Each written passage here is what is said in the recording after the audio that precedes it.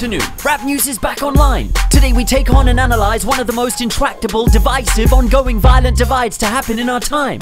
The 60-year conflict going on betwixt Israel and Palestine. Is there a one-state, two-state, or no straight solution to this protracted fight? From Camp David to Madrid, Taba to Oslo, for decades back in time, all peace talks have devolved into violent rows, and roadmaps to peace have led nowhere but more war. Until now. Welcome to the first Middle East Peace Raps. This afternoon, Rap News is proud of this tremendous chance to prove the peace-filled art of rap could chart the best roadmap to start anew. So first up, Israeli Prime Minister Benjamin Netanyahu. Shalom. Bibi been ready this whole time to engage the peace process with raw rhymes. Alright, well, we'd like to bring the whole story to light. Please begin by telling us Israel's side. How did this war arise? The fact is, my people have suffered awful tragedies, centuries of persecution, diaspora. We were slaughtered, massacred. In the Shoah, Hitler tried to have us wiped off the map, and thus we sought a safe harbor, a place to gather us. Some told us go to Argentina, others go to Uganda, but we said go fuck yourselves. And like Exodus, we came back to our biblical homeland, Eretz Israel, which the Lord handed us.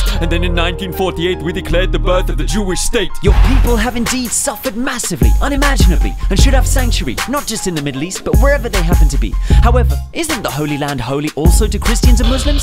How can you claim that only Jews own the land and exclude them?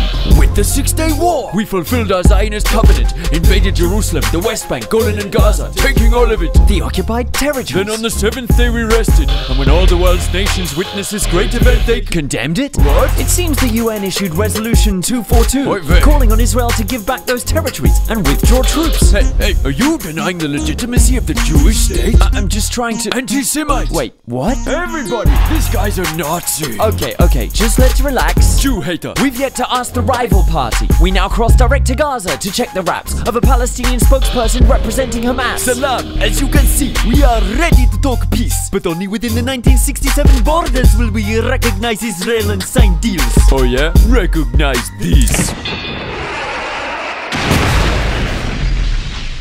Kapow! Hamas? Now he looks more like hummus. What a mess. Mr. Netanyahu, you killed him. I guess. But it was in self-defense. No, it wasn't. Yes, it was. Yes. Check out the news coverage from the US.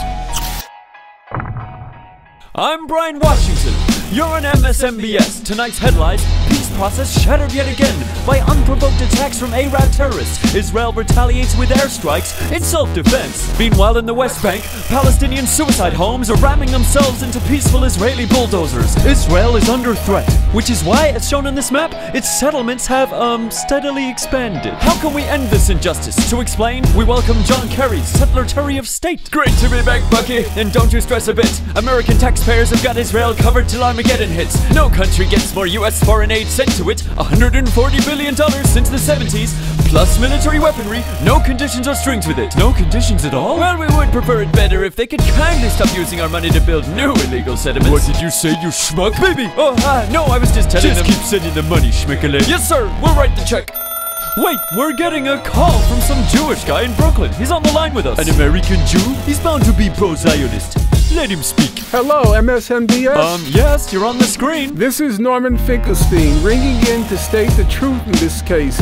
Israel is a lunatic state. It's no excuse to steal Palestinian land because Jews suffered genocide at Hitler's hands. A self-hating Jew. Everybody, this guy's an Ashkenazi. Shut up, BB. And I also condemn American policy of funding the theft of Palestinian territory. Okay, Finkelstein, we get the gist of all this. Now where were we? Financing war crime. That's a straight fact. Well done, America. Thank AIPAC. They got us by the tank sack, so we have to wave that Star of David flag. But it's worth paying cash to have Israel's back. That's true. They're the only nation in the Muslim backwoods that shares our American values. Give us some examples. We both love trampling international law. Constantly. We're both nuclear states and democracies with terrorist foreign policies. And obviously, both America and Israel were built by occupying territories of native peoples. We're both settler colonies. Awesome. Publicity time. Keep your eyes on the screen. Hey, I'm Scarlett Johansson, and my real job is promoting illegal occupations. It's easy.